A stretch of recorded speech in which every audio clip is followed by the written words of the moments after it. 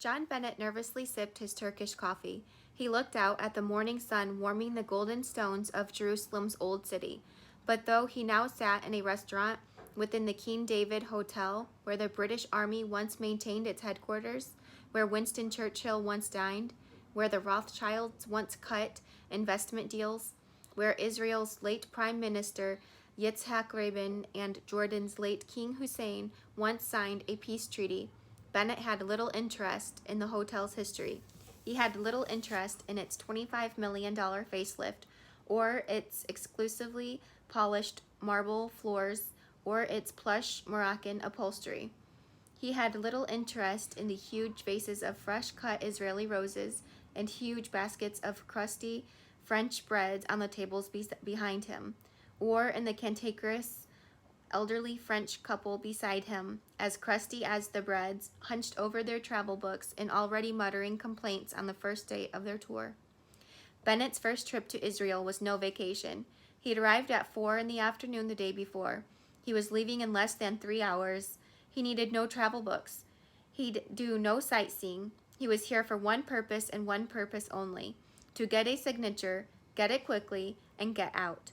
The 50-ish balding Russian in the ill-fitting suit and thick wire-rimmed spectacles sat hunched across the table from Bennett, chain-smoking cigarettes as he carefully read the documents before him. Only minor changes had been made from the night before. They were the precise changes on which the Russian had insisted, to which Bennett had agreed, and for which Bennett had gotten up before dawn to enter them into his laptop, print the documents out, and bring them to this morning's briefing. But neither this Russian nor any other had exactly been raised in a culture of trust.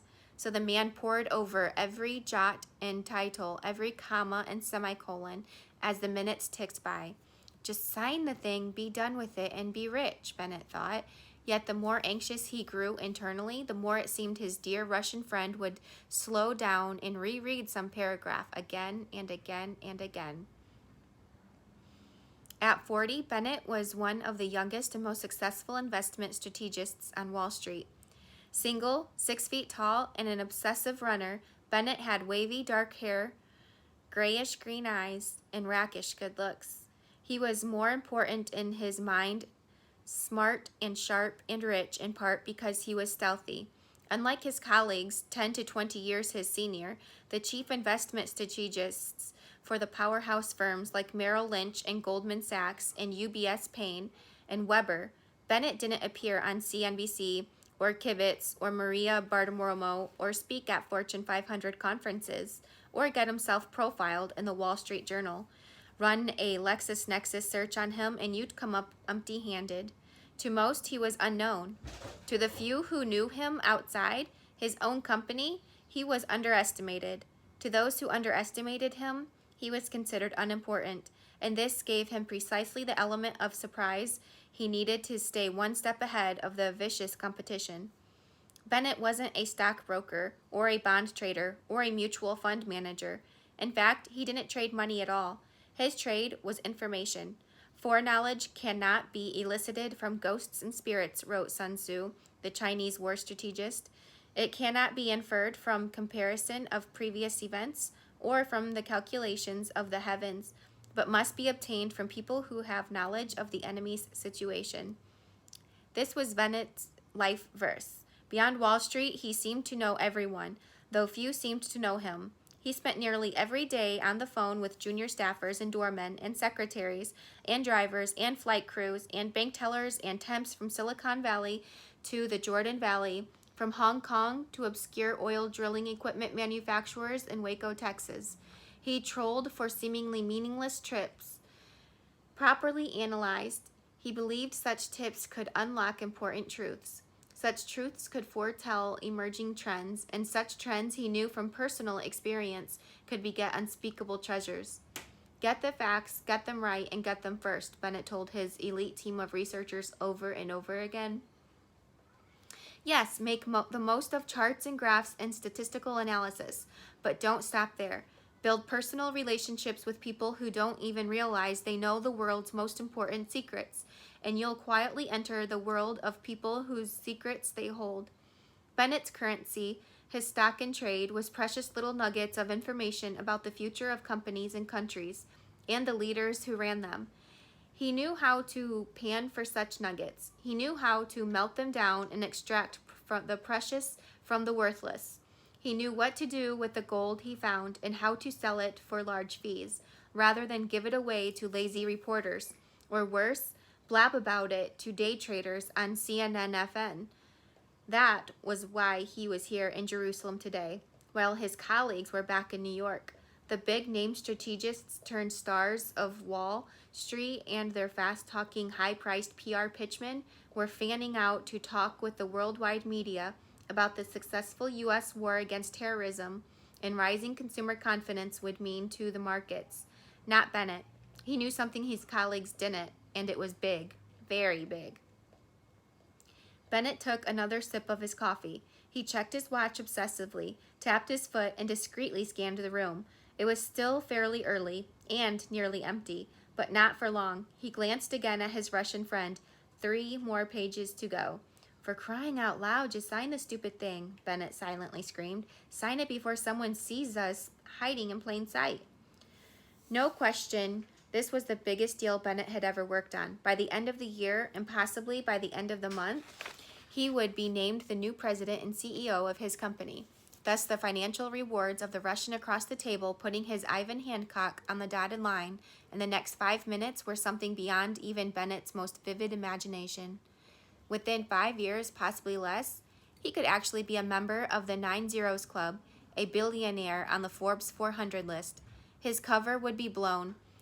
He would no longer be obscure, operating in the shadows, but it wouldn't matter. The world would know he had discovered buried treasure, and before he was 50, he would know a measure of wealth once inconceivable. Finding something of value in a seemingly worthless field was something of a gift for Bennett. Persuading clients to buy an entire worthless field in order to quietly, stealthily capture the hidden gems within it was something of an art form, and though his countenance rarely showed it, he loved every minute of the game. It wasn't the primal thrill of an African safari, of lying in wait and going for the big kill, though some of his colleagues seemed to love that metaphor. It was more like the quiet, private thrill an offensive coach experience when, after watching hour after hour of an upcoming competitor's game films, he suddenly, unexpectedly sees something no one else has. A chink in the opponent's armor, a tiny, nearly imperceptible weakness that, properly analyzed, could be exploited to major advantage. He stops the videotape, rewinds it, and looks at it again and again and again. Then, convinced he's right, he faces the challenge of convincing his head coach not only that he's right, but that he's also got a strategy to seize the moment. Victory is found in the tiny details, Bennett believed, and he had an uncanny track record for being right. Sometimes it still amazed Bennett how he'd gotten here. He'd graduated from high school at 17 and locked down an undergraduate degree from Georgetown and an MBA degree from Harvard in near record time. He'd worked for a summer as a junior reporter for the Wall Street Journal in New York, covering the oh-so-thrilling world of variable annuities and long-term life insurance products. Bored stiff and making peanuts, he knew he needed a change of attitude and altitude. Goodbye, Wall Street. Hello, Denver. It took a few months, during which he busied himself with backpacking and mountain biking, but he finally landed a job as a research assistant to James McPherson, something of a legend in the financial services industry, a decorated Navy fighter pilot in Vietnam. McPherson came back from the war ready to make serious money and ski. He worked his way up Wall Street's greasy pole as a bond trader in the mid-1970s, then jumped ship in 1980 to Fidelity to help launch new mutual funds, eventually managing one of the largest himself. A millionaire several times over by 1988, McPherson then made his own move from Wall Street to Denver, in this case to launch his own aggressive global growth fund, the Joshua Fund, and be closer to his beloved Rocky Mountains, the mountains of his youth. Simultaneously, McPherson funded the Global Strategics Incorporation, known by insiders as GSX, one part strategic research firm, one part venture capital firm. GSX advised multi-billion-dollar mutual fund and pension fund managers, including McPherson's own Joshua Fund, on the strengths and weaknesses of individual companies, market sectors, the U.S. and foreign economies, currencies, stock exchanges, regulatory, tax, and political developments, and anything else that could affect the value of a client's assets. Both companies caught the wave and became phenomenally successful, creating McPherson's legend of building two multi-billion-dollar companies at the same time. But John Bennett, his young protege, knew the truth was a little less dramatic. McPherson once told him on a late-night flight from Rio that he'd never been entirely sure the Joshua Fund would actually succeed and had created GSX to fall back on if necessary.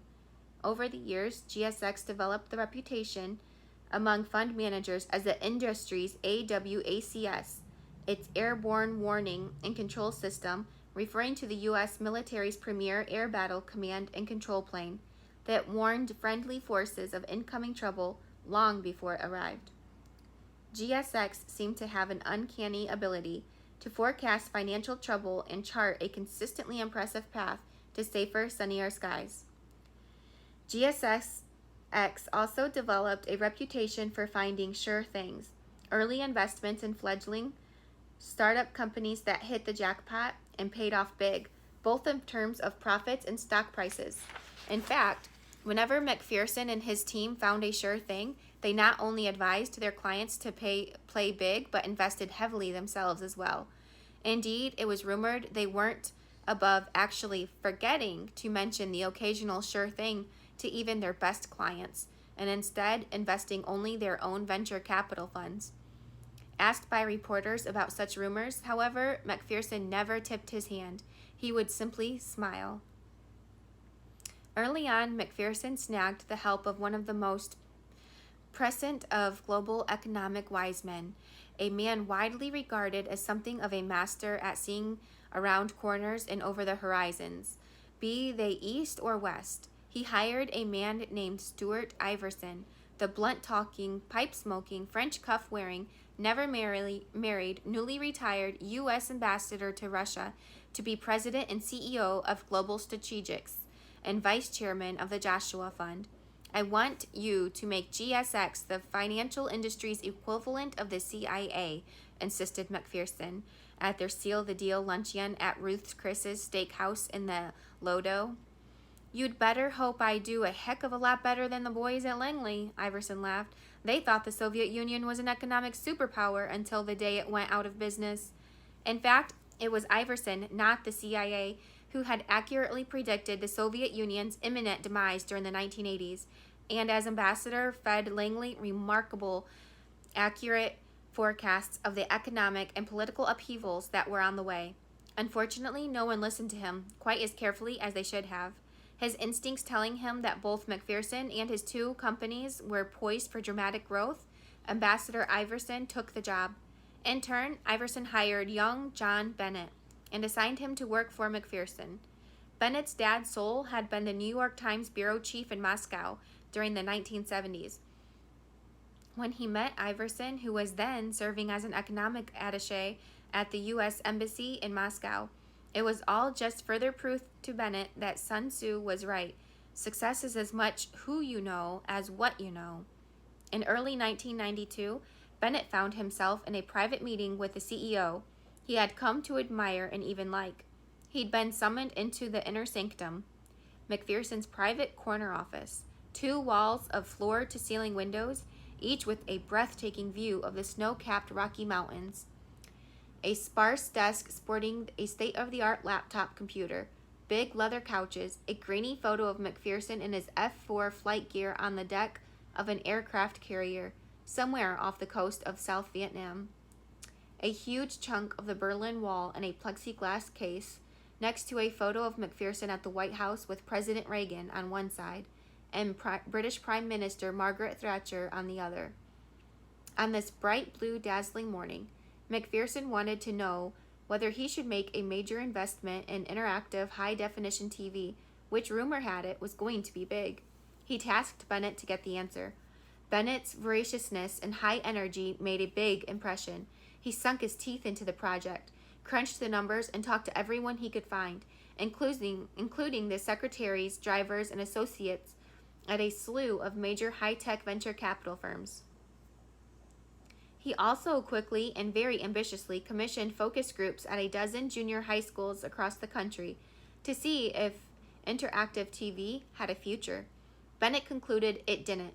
It would cost too much and take too long. More to the point, kids didn't want it.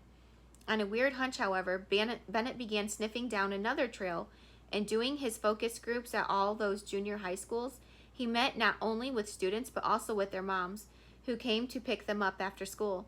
Time after time, one mom after another brought with her bottles of spring water and sipped them casually during the focus groups. Curious, he asked them why they weren't drinking soda. Too much sugar, too much caffeine, slows me down, makes me fat, and so on. What about the cost, he would ask. I'm doing this for me, to be healthy, to lose weight, to clear my system, to be natural. He heard over and over again. Unbelievable, thought Bennett. These middle-class suburban homemakers were paying nearly $2 a bottle for water during a recession. He did the math and almost choked on his Big Mac. That was nearly $8 a gallon, which at that time was nearly 7 times the cost of gasoline. Working feverishly for the next several days, while his boss was speaking at an economic conference in London, Bennett concluded that aging weight and health-conscious baby boomers, beginning with women, were shifting from soda to bottled water in the U.S. and Europe. That gave the two bottled water industry leaders, Perrier and Evian, huge upside potential. Both were French-owned, both were fast-growing, and both were ripe for takeover by companies with much larger distribution networks. Bennett concluded that the two major U.S. soft drink companies, Coke and Pepsi, would soon wake up to this phenomena and either buy these French brands or launch their own. This could dramatically boost their profitability, even as U.S. soft drink sales were slowly beginning to flatten. The day McPherson returned from London, Bennett presented his case. Forget interactive TV, buy major positions in bottled water companies, and buy now before anyone else realizes that there are cash cows to be made. McPherson nearly choked on his Big Mac. What kind of idiot had Iverson hired? He nearly fired Bennett on the spot and invested heavily in interactive TV anyway. Bad move. Interactive TV went nowhere. A few months later, however, Nestle stunned the markets by buying Perrier.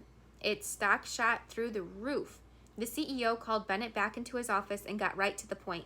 I may be dumb, but I'm not stupid. Let's buy water.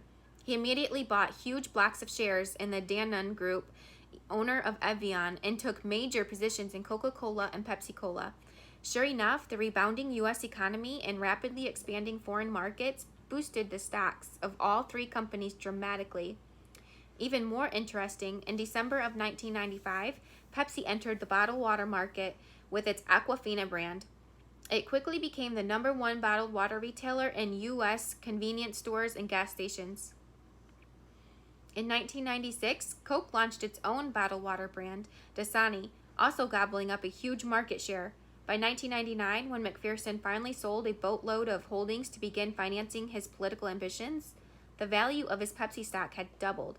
The value of his Evian stock had nearly doubled to $191 a share, and the value of his Coca-Cola stock had nearly tripled. But Bennett's career wasn't built on bottled water. It was built on McPherson's growing confidence that this young whippersnapper was developing a real strategic vision, great sources, and great instincts. Bennett's friendship with a young programmer at Netscape led him to advise the Joshua Fund to buy into the web browser company's IPO at $20 and sell at $160 5 years later. Likewise, Bennett advised the Joshua Fund to buy Microsoft at $20 in the early 1990s and sell at $100 when his friends in the Clinton Justice Department convinced him over lunch at the Willard that their antitrust case could be a company killer. It wasn't, but the tip helped the Joshua Fund sell high and not get burned during the tech crash to follow. During the summer of 1997, a college friend of Bennett's called to collect from a short-term missions trip in Chiang Mai, Thailand. The local currency, the Thai baht, was beginning to crash and a whiff of panic was in the air. Bennett sensed this might be big. He jumped on the next plane from Denver to Bangkok and confirmed the extent of the currency troubles. Bennett immediately called Iverson, skiing in the Swiss Alps, on his satellite phone, and suggested Iverson and McPherson dump all of the Joshua Fund's Asian holdings. This was a full-blown currency crisis, the young analyst insisted, and it was going to get worse. It would spread through Asia like the economic equivalent of Ebola. Iverson was skeptical. The Thai baht dump all of their holdings in Asia? This kid was working too hard. He needed a vacation. At 14,053 feet, sweating in his ski garb, Iverson put the phone down for a moment, looked out over a breathtaking alpine mountain range, took a swig of Evian, and swallowed hard. Suddenly, he hung up with Bennett, speed-dialed his team back in Denver, and issued the command, dump all of our Asian holdings immediately. By October, sure enough, the Thai currency troubles had erupted into a full-blown Asian economic crisis that swept the globe, and for a while put a number of U.S. companies at severe risk. The Dow dropped more than 500 points in one day, but the Joshua Fund didn't lose a dime. Jonathan Myers Bennett's mission in life was to read the tea leaves, then tell James Michael McPherson and Stuart Morris Iverson when to buy the tea company. As a result, McPherson and Iverson had become very rich, very happy men. Bennett wasn't doing too badly himself.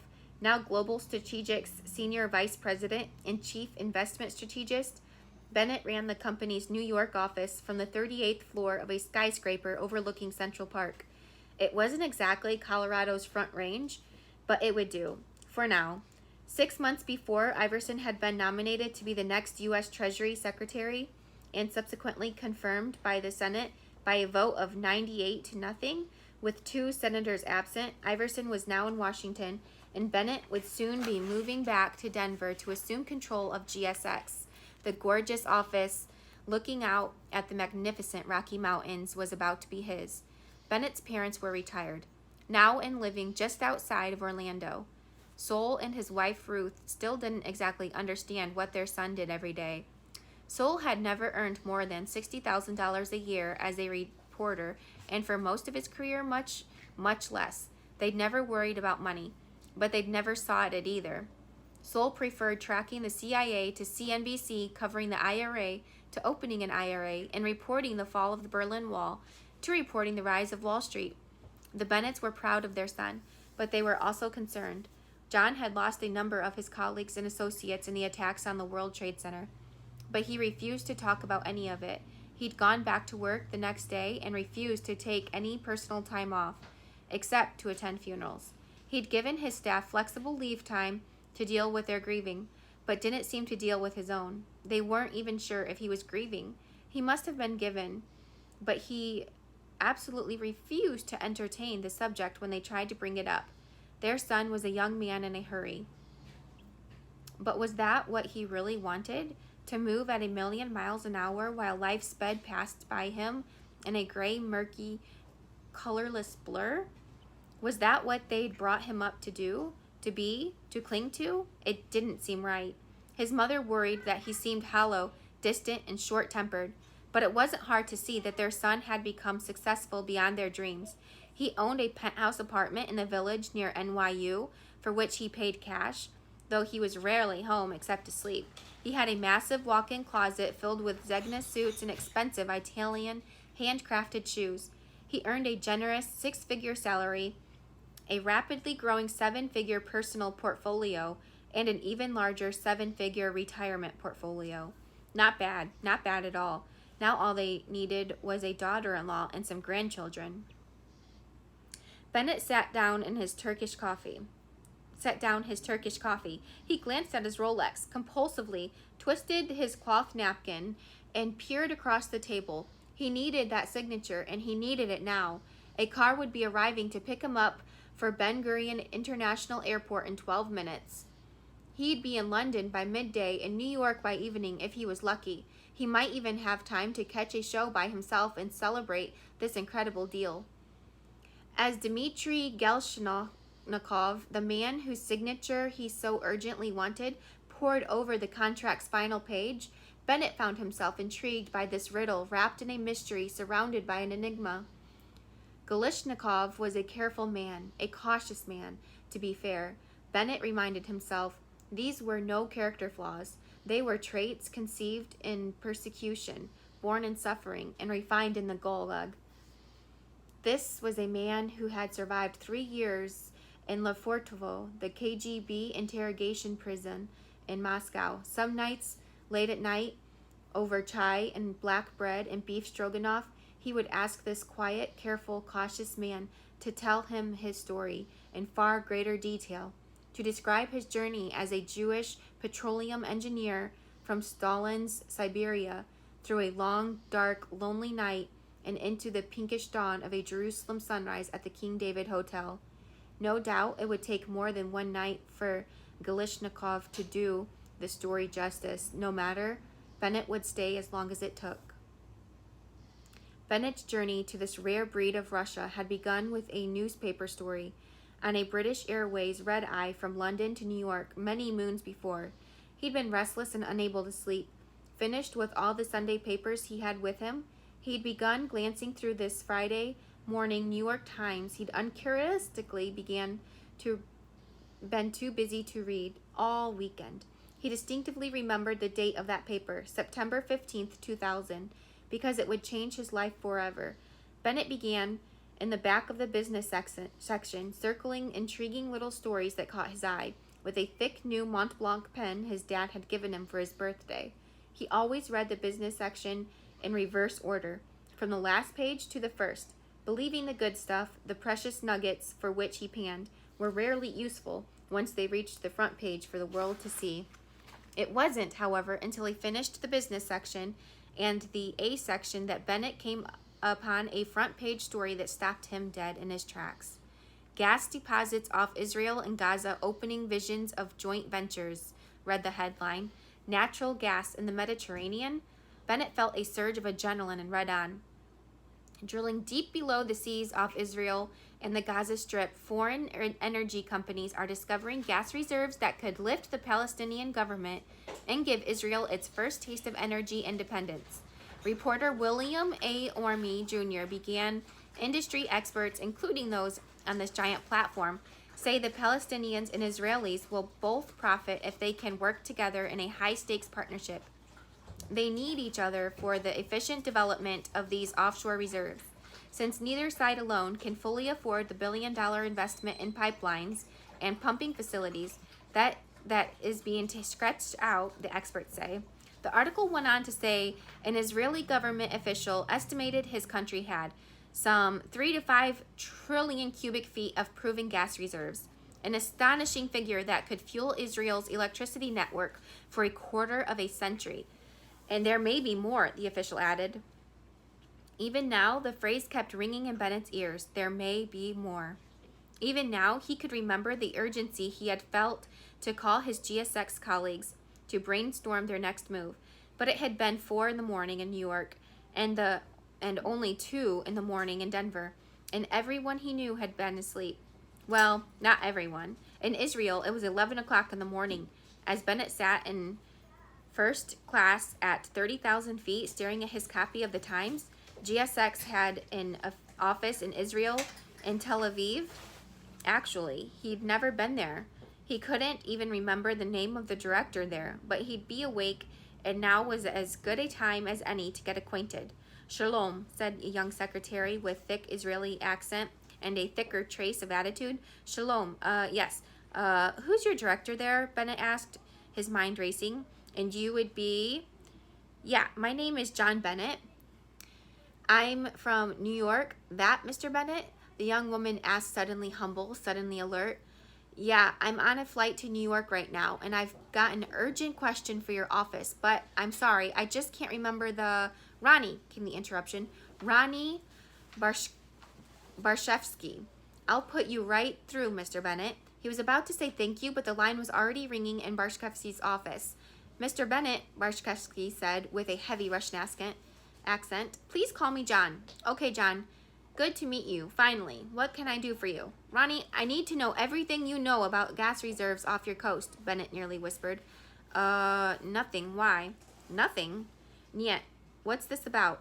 Buried treasure, Ronnie. Go grab your copy of Friday's Times. Which Times? The New York Times, Ronnie. The New York Times. Grab the paper, Ronnie. Get the front page. Come back to the phone. Okay, boss. Bennett was tired and wired and ready to unleash on this guy, but with everyone else on the plane around him sleeping like babies, screaming wasn't exactly an option. As he waited on hold, Bennett cursed himself that he hadn't read the story earlier, hadn't known about the story days or weeks in advance, that no one in his entire company had the brains to bring it to his attention. This thing was white hot, and his Israel director had no idea what he was talking about. This is very interesting, Barshkevsky mumbled, coming back on the line. What do we do? Who should I talk to? Who can I call to get us into this thing? Let's see. Yes. I know just the guy. Dmitry Gelishnikov. He's Russian, runs an amazing company called Medexco. Pipes, drilling, pumping, you name it, he does it. Mostly they work in Central Asia, but he's probably the one working with these guys. Call Dmitry. I need a number, Ronnie, and I need it now. Okay, boss, 1 minute. It actually took 2, but to Bennett it felt like an hour. You are a saint, Ronnie. Stay alert. I'll call you soon. Bennett hung up, slid his credit card through the GTE Airphone again, and dialed Medexco. The number was busy. He tried again. Same thing. Bennett started to curse, then thought better of it. Discussing $1 billion in a venture capital site unseen on an unsecured line over the Atlantic Ocean, no less, wasn't exactly the model of shrewd, stealthy, strategic savvy on which Bennett prided himself, and for which he'd so often been promoted. He'd have to wait until landing at Kennedy, then race back to the office and what? What was he really going to try to accomplish over the phone? Who knew how many calls this Gelishnikov guy had already received over the weekend, much less in the months leading up to this story. People might already be jetting to Israel to see him. Deals might already be underway. For that matter, they might even be done. Slow down, Bennett told himself. Slow down. Focus. He took a deep breath and reached for the call button above him. He needed a drink, and he needed it now, even if it was 4:30 in the morning. A flight attendant emerged on cue. He ordered a tiny airplane bottle of Absolute and some coffee. Then he picked the earphone back up, slid his credit card through again, and called Barshkevsky. Get Gelishnikov on a plane, Bennett commanded, albeit in a whisper. I want him in my office in New York by dinner. Sure enough, Gelishnikov took the bait, came for dinner, and bared his soul. The fact was, he'd gotten a few other calls, but no one seemed interested in making $1 billion bet on the bloody Middle East.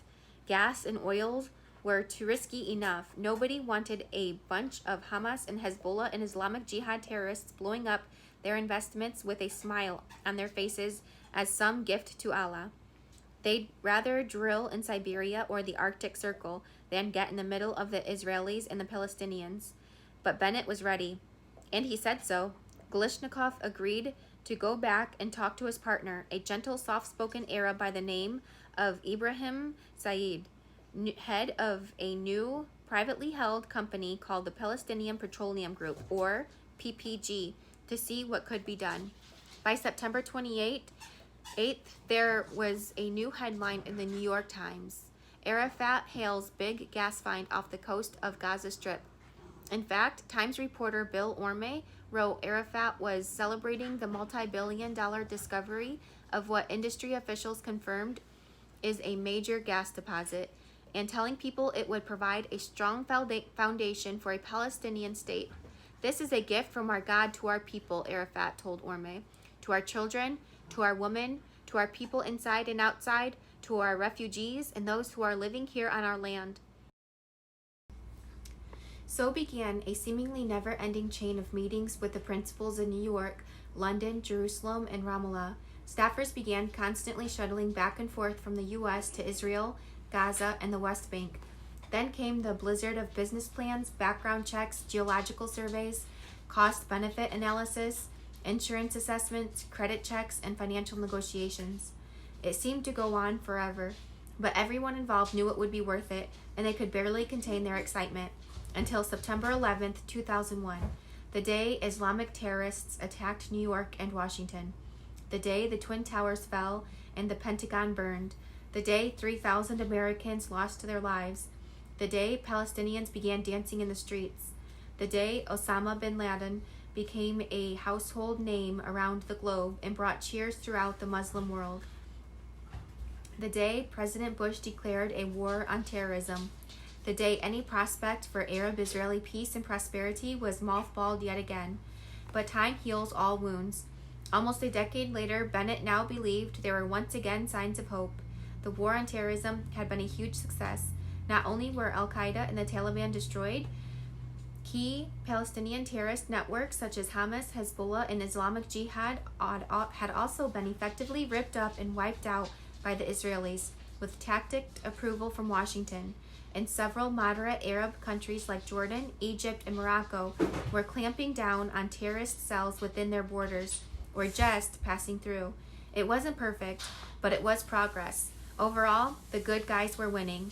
In the meantime, not only natural gas reserves had been discovered off the Israeli-Palestinian coastlines, Mexico and PPG geologists and engineers had recently, quietly, and unexpectedly discovered massive tracts of oil reserves as well. The Israelis and Palestinians were sitting on a gold mine, and it was time to move decisively.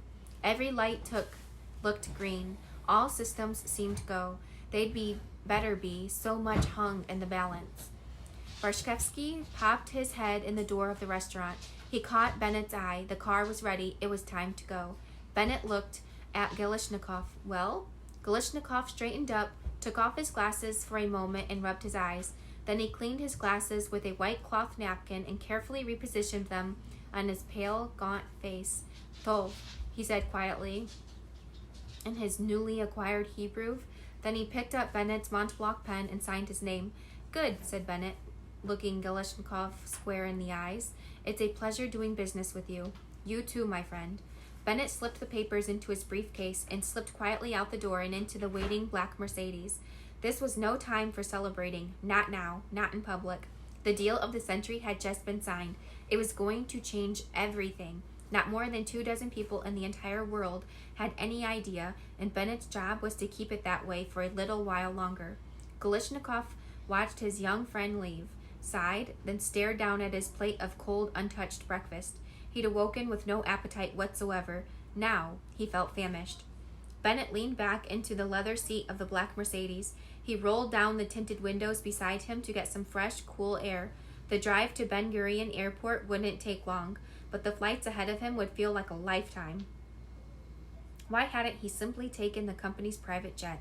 He closed his eyes and tried to imagine McPherson and Iverson's face when he told him the good news. Suddenly, his digital cell phone rang. Bennett, Mr. Bennett, this is the White House operator.